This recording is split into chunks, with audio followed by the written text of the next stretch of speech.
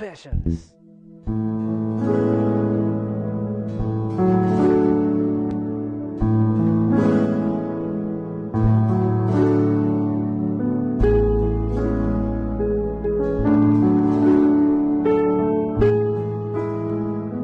One 7.1 News FM Olongapo. Basta radyo, ipandera mo! Magandang araw sa lahat ng bumubuo ng inyong programa. Isa ako sa mga tahimik na listener ninyo, pero ngayon gusto ko nang ibahagi ang kwento ko. Kasi baka dito ko na lang mailabas ang sakit na matagal ko nang kinikimkim. Yuri, my boyfriend ako noon, si Marco. 3 taon kaming magkasama. Siya yung tipo ng lalaki na akala ko na panghabang buhay.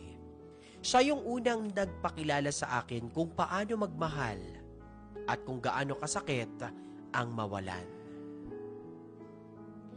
Masaya kami nung una. Simple lang ang mga lakad sa tabing dagat.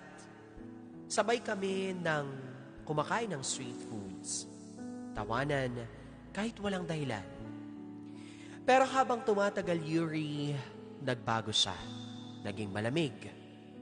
Hanggang sa dumating yung araw na sinabi niya sa akin na pagod na siya.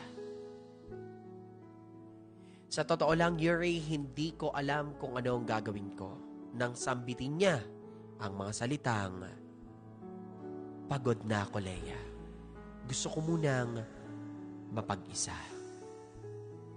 Hindi ko maintindihan, Yuri, sa totoo lang. Wala naman akong ginagawang mali.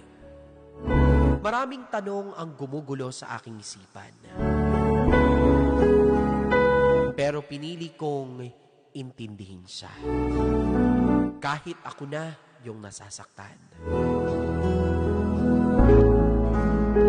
Lumipas pa, Yuri, ang mga ilang buwan.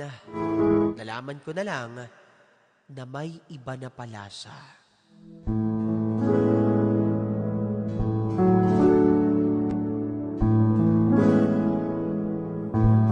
DJ Yuri, ang sakit. Ang sakit pala, no? Yung pinanghawakan mong pangarap, biglang may ibang ahawak. Pero ito pa yung mas masakit. Habang sinusubukan kong mag-move on, nalaman kong may sakit ako. Kailangan kong magpatingin, Yuri, at hindi biro yung sitwasyon ko. Gusto ko sanang sabihin ito sa kanya. Hindi para bumalik siya, kundi para lang malaman niyang kahit papano, naging totoo yung pagmamahal ko sa kanya. DJ, sa ngayon, tinatanggap ko na lang na hindi lahat ng mahal natin mananatili sa tabi natin. Hindi porket mahal natin, kaya na tayong samahan hanggang dulo. Minsan pa nga, sila pa yung nagtuturo sa atin kung paano maging matatag kahit mag-isa ka lang. Sa mga nakikinig, Yuri, kung may mahal pa kayo, iparamdam nyo habang nandyan pa sila. Habang kasama nyo pa sila. Kasi, hindi nyo alam kung hanggang kailan magiging huli ang lahat. Pagpayuhan niyo po ako sa aking nararamdaman, Yuri, na suliranin at problema. Lubos na gumagalang at nagpapasalamat, Leia.